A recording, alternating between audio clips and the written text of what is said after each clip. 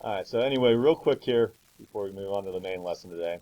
There's this thing called ticker tape diagrams. That's the title of this. Let me give you a little background because I don't know how well it was explained here. I think they did, but back before we had like motion sensors in labs and things like that, wasn't all that long ago.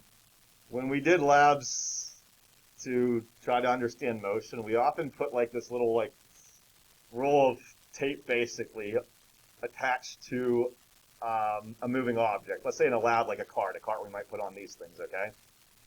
And as the thing moved, the roll of tape would unwind, and this tape would follow the moving thing. And this tape would go through a little like ticker, it was called, that would either like make marks on it or punch holes in it. And what it was doing was making steady markings based on the motion of this thing going through. And we called them ticker tape diagrams. We still use the idea of these in diagrams. We won't make those. It's a tedious thing. I can't even buy stuff like that anymore. But the idea of it still exists, like in diagrams that we should be able to read. And we call them ticker tape diagrams. Sometimes they might even be like not just dots. Sometimes they might be diagrams like a drawing or pictures of the actual thing. But it's the same idea, okay? So here's a couple right here. I know they're small. You guys should be able to see them. So if these were attached to something that was moving and dots were being marked in it, the key thing is at regular intervals. So this thing called the ticker would make these dots at regular intervals. Like it would, every second it would make a dot, okay? Or you could adjust them to time it quicker, like every half second. The main point is it would do this at regular intervals, okay? So if that's the case, if we saw a piece of ticker tape that was attached to a moving thing and we saw the dots like these ones were spaced equally apart from one to the next, what might that tell me about the motion of that thing that this was made from? Okay? Good. Constant velocity. Make sense? We could even apply this to a more modern thing, though.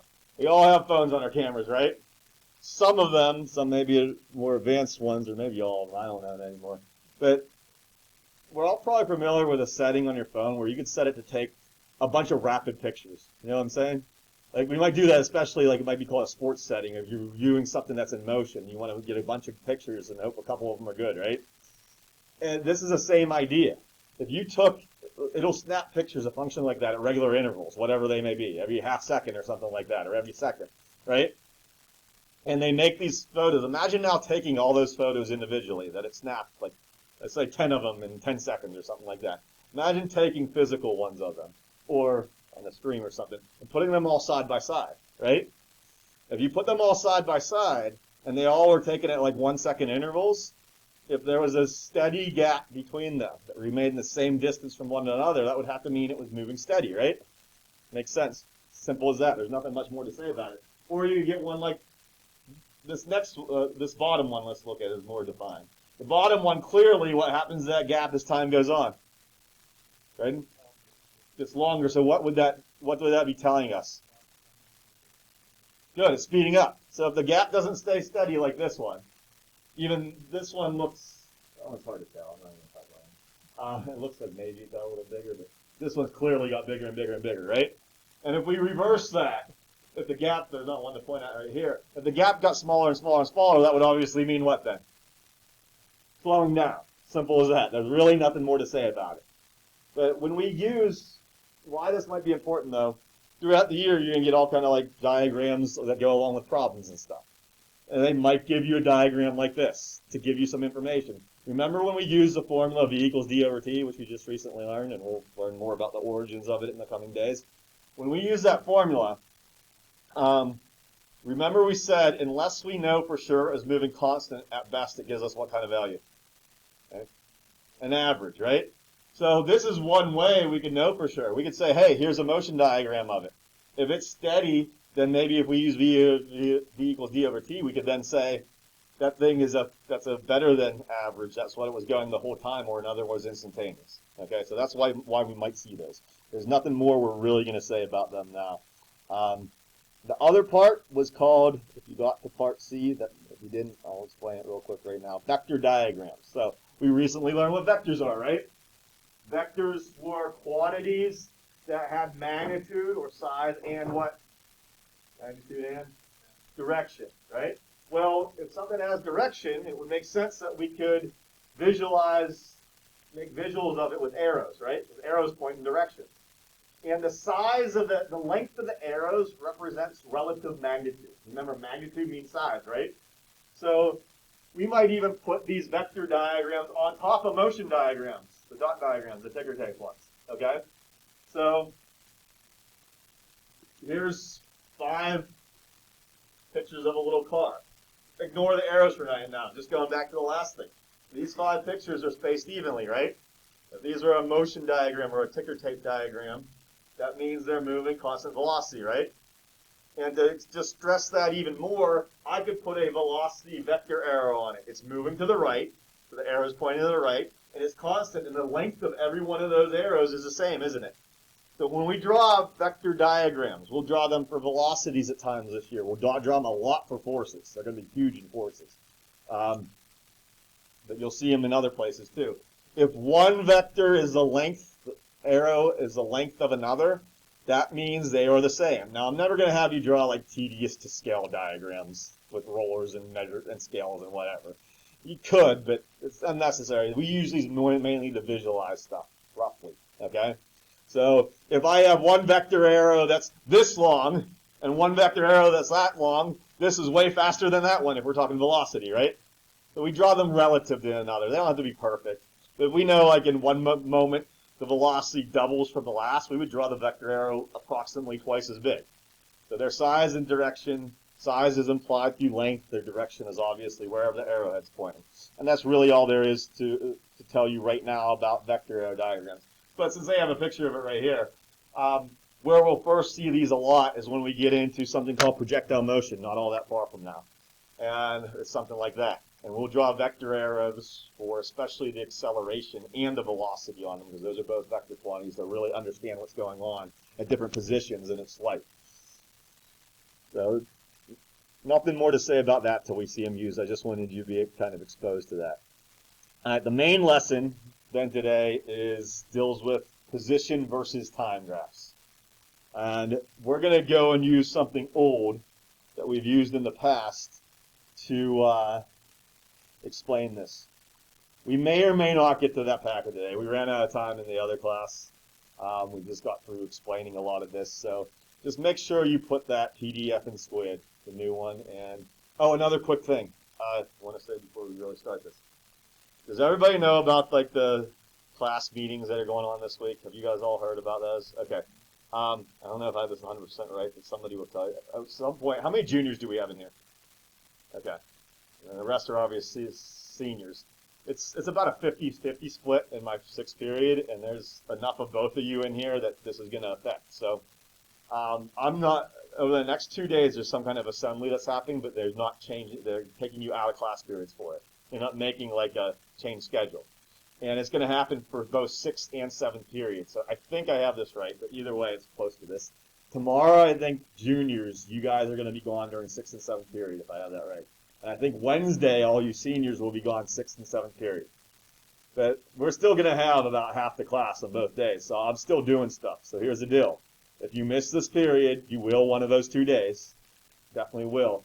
I will post a video of everything we did. You must watch that to catch up, okay? I'm not going to sit here without the class and do nothing. We have a lot to do, okay? So just, you'll see somewhere on Google Classroom that I posted. And whatever we did, if we filled in a study guide, and we will be doing part of that tomorrow, I'll have it all on there. Just make sure if you have questions, since we won't be able to be here on one of those days, just ask them when you come back, okay? But you must still do something, okay? Okay, so saying that, I'm going to go back to an old simulation we used. You guys remember this thing? I think the day we started distance and displacement, I used this for my examples. We're gonna still be talking about stuff like that, but now the focus, now that we know what distance and displacement is, now when we know what speed and velocity are and acceleration, we've got a little bit of exposure to.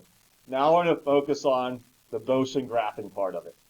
There's 2 particular motion graphs we really care about in here. And they're called position time graphs and velocity time graphs. Velocity time graphs will come later in the week. I'm only going to talk about position time graphs today. Your first lab, which hopefully if everything goes well this week, will be early next week. You guys are going to be this person. I'm using the simulation still today, but our first lab, you're going to have a motion sensor, and you're just going to walk back and forth in front of it. Everybody in your group will get a chance to do it. And in real time, that motion sensor, it shoots out waves that are going near the speed of light. And because of that, they bounce off you. It'll make real-time graphs of you walking in front of it. Okay? So what you're seeing this simulation do, you're physically going to do that at some point, hopefully next week.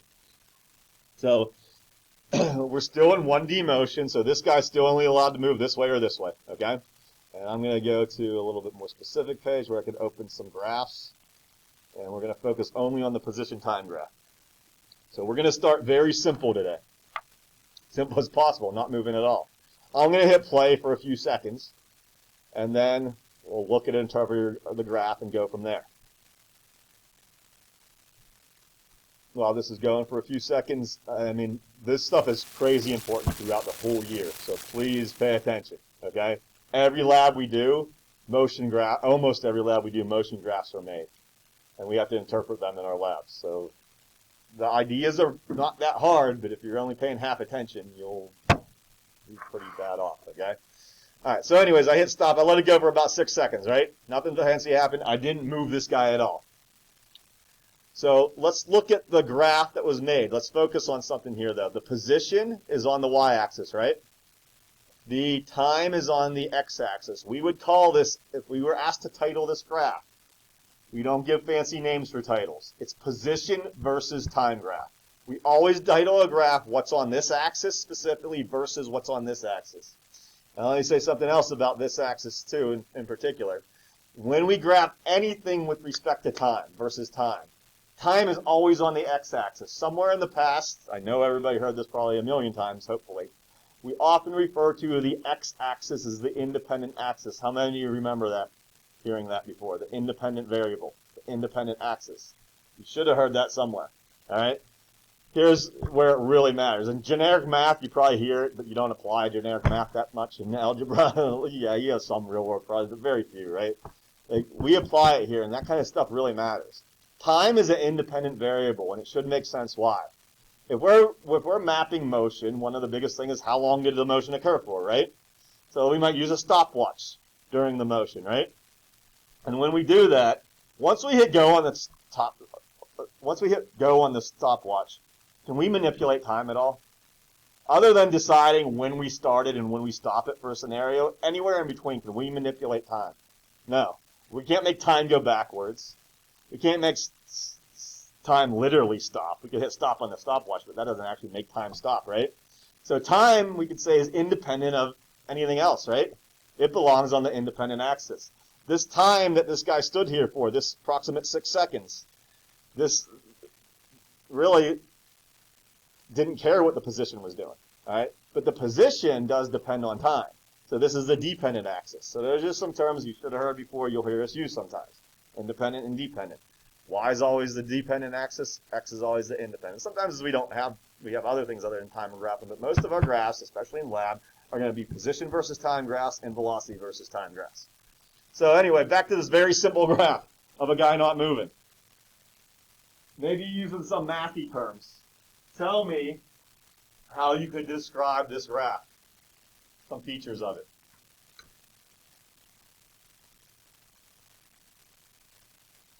Yeah. Good. It doesn't have this. Now, be very careful. You're right in what you mean. You got to be real careful. Because there's a difference, huge difference, and we'll get to this today, between saying no slope and zero slope. There's a gigantic difference. And too many times students get these two, confuse them as the same thing. All right, so I think I know you mean the right thing, but they just didn't quite say it right. Zero slope. You should have learned somewhere in early algebra, in middle school probably, that a flat, horizontal, straight line has a slope of 0. How many remember that? All right? So we're going to see in a moment that slope of a PT graph is directly related to the velocity value, okay? So this guy wasn't moving. He obviously has a velocity of 0, right? Which is to no surprise why the graph is a flat line which has a slope of 0. Make sense? And it's flat, therefore it's straight. Not all straight lines are flat, right? But this one is. what's the fancy word in algebra for straight? Starts with an L. Linear. We all familiar with that term? So if our graphs are linear, and that's going to be the simplest kind of motion that makes linear graphs. Now, I will say this: my next one I make, it's hard to make this guy go completely steady. I'm going to try. So my graphs that are supposed to be linear won't be perfect. Okay. If my hand doesn't move perfect, it won't be, but we'll just imagine it is. I'll get as close as possible. Okay. So not much more to say about that one. So I'm going to reset it.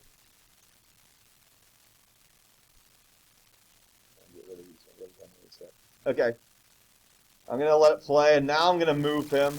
Notice it's flat. He's not moving. I'm going to try to move him steady to the right. The right's the positive direction, right? As defined by the number line. Not perfect, but decent. Just stop right there. So from about 6 seconds to a little bit past 8 seconds, that's pretty linear still, isn't it? A little bumpy. It wasn't perfect, but let's just imagine it was perfect. All right? Usually I know. So anyways, what could we say about that line? I already said it was linear, or imagine it's linear. But what could we be even more specific about? How does that line differ? This line is linear too, right? If this line and this line are linear, what's the obvious difference between them? This one had a slope of 0. This would have, I don't expect you to get the exact slope, but what general kind of slope does this line have? General. This is always, when it looks like it's going uphill, which it does, right? Yeah. A positive slope, right? There's 4 general types of slopes you should have learned for linear lines and somewhere in math over and over again. 0 slope, positive slope, obviously. One of them's positive, one of them's going to be what? Negative. And what's the 4th one? Possibility. 0 slope, positive slope, negative slope, and what's the 4th possibility? Yeah. Vertical, which what do we write? It comes from a vertical line, but what do we say? Yeah. Say that again? Undefined. There's 2 acceptable terms for it, a vertical line. Undefined or no slope. But we got to be very careful. This is what I was saying earlier. That is way, way different from saying 0 slope. All right? We'll show you why in this application in a second. I'll come back to that. All right, so this one, though, in particular, if I see a linear positive slope line on a graph, that represents steady. Linear represents steady, or in other words, be more specific for us, constant velocity. Remember how I said, again, in the past, if we use v equals d over t, right? If we use that and we don't know anything else what was going on, we just threw in numbers, at best that gives us what kind of value again? Average. However, maybe I throw in a graph.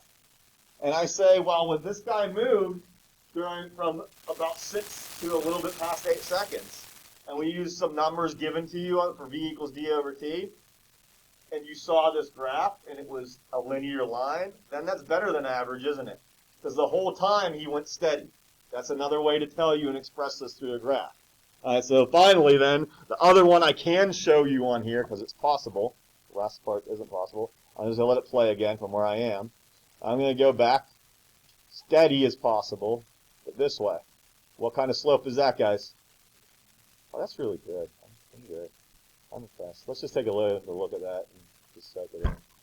Okay. Anyways, so negative slope means he was moving in the negative direction. But I want to don't take this the wrong way. He was moving towards the negative direction. If you paid attention, when I started moving towards the negative, I was about in here, right? I moved him from about in here to over here. Just because I'm moving in the negative direction, does that mean I have a negative position at any given time? No, right? Because I actually was moving in a negative direction, and for a while, I was still in the positive position range. We can tell that by this graph right here, right? So from here to here, because this line's the x-axis, right? The time axis. I was going, and I went right through it, and then I passed into the negative positions, didn't I? Okay? So just be careful. Don't assume things you can't assume, basically, on this. Then, of course, I stopped, and it went flat again. So all these linear lines, the most important thing from, I guess, today is that if you see a position time graph that is linear, that means you're going at constant velocity. It's guaranteed. All right? Now, I'll make more defined ones in a second. But really, like, let's go back to the beginning here. I was stopped. I can't go immediately into constant velocity, could I? Would that be possible? From stopped, from rest to immediate constant velocity, would that be possible? No, because for a moment, at least a moment, I need to do what? Accelerate, speed up, right? Or on the flip side, if I was moving, slow down, right? To come to a stop. So if I was able to zoom in, and this app doesn't let me, but if I was able to zoom in here, here, here, and here where transitions were made, there'd have to be a little bit of non-linearness, right? You could see that, a little bit of a curve, right? And that's the next thing. If we are accelerating, you will see curves, all right, on a PT graph. And one other thing just I wanted to point out earlier, notice on this, if this is the x-axis, the time axis, this is quadrant 1 and this is quadrant 4. Math terms, right? You're all familiar with that? What it doesn't show me is any quadrant 2 or 3. Why? For this application, they're irrelevant. Why? Why is there no quadrant 2 and quadrant 3? Right. What's on the x-axis? Time, right? Time can't be negative. We can't go backwards in time. So there's only for PT graphs and VT graphs, and any graphs with time on the x-axis, you're only going to ever have a quadrant 1 and a quadrant 4. Okay? That's the only possibilities. Now, for other graphing that we might do, some other ones sprinkled through the year, there might be x-axis values that make sense to be negative, but time sure is not, right? All right, so anyways, let me make a new one where I could make some more noticeable curves. Time's this class over? We'll get about it. We might not get to actually filling out that study guide today, but that's okay, as long as we get the main ideas and we can jump into that tomorrow. I'm not going to assign it for homework because some of this stuff at first is a little tricky. We're just going to kind of do it together, okay? All right, so I'm going to start all over here. He's from the 0 position. I'm going to try to accelerate him noticeably. Oh, that was too much.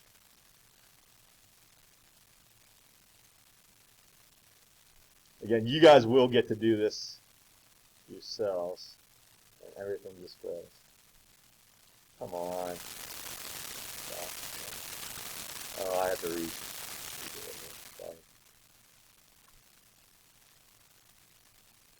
Come on. All right, well, I have something else to talk about. I'll try to come back to that. So that reloads. Nothing's working right here. You do not have to write anything down that I'm going to write here in a second. I'm not going on top of that yet. I'm just going to put up a blank page. So even split's not working. It just closed on me. Oh.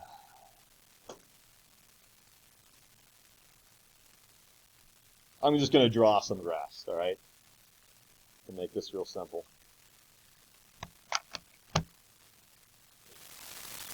This is a PT graph, position on this axis, time on this axis. Let's go back to a question on some linear ones. Let's say I have two people's graphs, a red person and a blue person. And we're given them plotted on the same thing, same coordinate system. I don't care about exact numbers. Let's make some connections here. What could you say comparison-wise between the red person and the blue person? What's a logical conclusion you can make from what you see here, David? Good. You're right. Let's say why, because everybody needs to be on board with it. The red person is slower than the blue person. You're right. Why would you say that? Be careful. Don't use the term accelerating, because these are linear, so they're going how? They're linear. They're moving how? Well, they are positive, but the main point is linear means what? Constant. All right. We can't have constant velocity and non-zero acceleration at the same time. That's like, two things that are opposites of each other, basically, right? So you were right with the fact that the blue one's going faster than the red one, but they're both going constant since they're both linear. So what else? Yeah. Right. Why? What feature is obvious about that? You're right. But I want to know why. Yes. Good. The blue has a steeper slope. Make sense? All right, so comparison reasons, what we're concluding, whether you realize it or not right now, that the slope is directly tied to your velocity, isn't it? Everybody agree? So remember I said the fourth type of slope is impossible. So as we get steeper, It's faster. But could you ever have the purple guy? What's the issue with that? What's that person's slope? Oh, careful. Flat is 0. This is what you can't get confused. Flat is 0. This isn't flat, is it? Horizontal is 0. Yeah. It's undefined. Undefined, you can't get a number for it, right? It's undefined because it's literally impossible. Why would it be impossible for this to happen if you were graphing somebody's position versus time? Yes?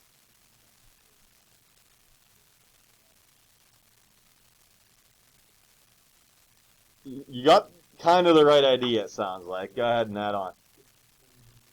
Okay, one thing, time's not moving. So whatever this time is, let's make up a number. Let's say this is the 3-second mark. This is trying to basically show that at an exact moment, 3 seconds, that's a moment in time, that this person is here, here, here, at all these different positions, all at the same. Is that possible? No, that is why it's undefined. Math knows that's impossible, so therefore physics knows that's impossible. All right? So we will never have a realistic option where we would have a vertical graph with anything with time, basically. Okay? Position versus time, velocity versus time. Same issue would come even if this was a VT graph. You couldn't have several different velocities, or especially infinite different velocities at the same time, right? So the only options ever are, if we're going linear, constant velocity, is you either stopped, positive slope, negative slope. Now, you could approach vertical, but you just can't get there. The faster something would go, the more steep it would be. That was the original question, right? The blue person is faster because it's steeper. Now, what if you went crazy fast? It would start going like this, right? But it can never be that, can it? You could approach it. That's actually called the idea of a limit, which is the foundations of calculus. But, don't get too tough in here, so I'm not going to talk about that. But you could never be vertical. You could be at one place to the next moment very quickly, but never vertical. You can't be at many places at once. All right, so that's the gist of most of what you need to know as far as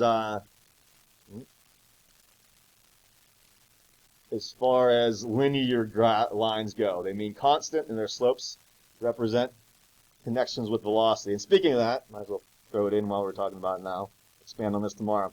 Let's just take the blue person's line, for example. You should all know this from math, from algebra. What's the minimum amount of points on a linear line you need to calculate slope? Yes? 2. So we would need 2 points. Now be honest. How many of you, because it's something you should know, if I gave you actual numbers on this graph for these 2 points, how many of you would be able to calculate the slope and know what to do? If I gave you numbers, like if I said this point is like 2, 3, and this one was like 6, 4, how many of you would know how to calculate the slope from that? You should, okay, and you're going to have to, because the slope of these lines, one more time, gives us the velocity, all right? So once on our sheet, we'll actually have numbers that we calculate off, all right? And the reason why our equation, remember V equals D over T, right? In general, let's just put general these 2 points. Now, this is an X and Y axis, right? If we were doing generic math, this would be like X1, Y1, wouldn't it? We all familiar with that, right? This one's X2, Y2. So a lot of you raise your hands saying you would know how to do it, so you should be familiar with this. What's the generic symbol for slope? Got it? M. So we all learn the Y2 minus Y1, right? Over X2 minus X1. And this is what some of you weren't familiar with, but you need to be now. Those are change-ins, aren't they? We defined that the other day. So it's a condensed way to say that would be change in Y over change in X. Okay? Become familiar with that terminology. But these aren't just generic X's and Y's, are they? There's an X-axis there, a Y-axis, but the Y-axis has positions on them, right? And this has times on them. All right? The positions, when you do a delta Y, that's actually a displacement. Displacement is from where you started to where you ended, right? That's a D, isn't it? And distance and displacement could be the same thing. We learned that already. I'm not going to focus on that, but we learned that. Essentially, divided by some time interval is what the x-axis is, right? So what we just did here was prove to you an equation we already presented and used. Remember I told you V equals D over T didn't come out of thin air? It came out of math from graphing. And there it is. The whole V equals DOT formula comes from the slope of a PT graph, doesn't it? It's not, somebody didn't make this up. Somebody graphed motion for the first time. Galileo, then Newton came along and even took it further and said, look at these mathematical connections. All right? We get these equations not out of thin air. We prove them. All right? Many through graphing, many through substituting.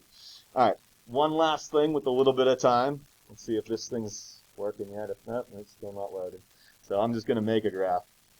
All right. Remember earlier I said that guy really can't, you can't go from rest right into a constant velocity. Okay, it is up now. Let's see if it'll work. You have to speed up for that to happen, right? And speeding up is a form of what? Yes, acceleration. So let me do it not quite as fast as I did, but shut it down last time. Oh, we're done. Real quick thing. There's a curve right there, isn't there? Anytime you have acceleration, there's going to be a curve. Okay? We'll expand on this stuff tomorrow and write in many possibilities on your study guides, okay?